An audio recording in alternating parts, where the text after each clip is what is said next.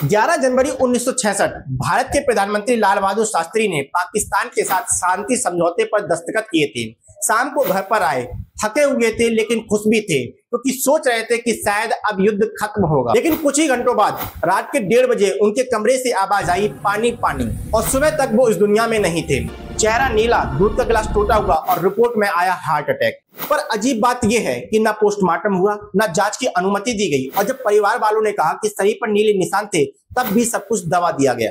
RTI में जब फाइलें खोलने की मांग हुई तो सरकार ने कहा अगर ये सच सामने आया तो भारत के विदेशी रिश्तों पर असर पड़ेगा। कहा जाता है कि शास्त्री जी परमाणु आत्मनिर्भरता और हरित क्रांति की राह पर थे। तो कहीं ये किसी बड़ी शक्ति की नाराजगी का नतीजा तो नहीं, या फिर सीआईए, केजीबी, या फिर हमारे ही अंदर का कोई खेल।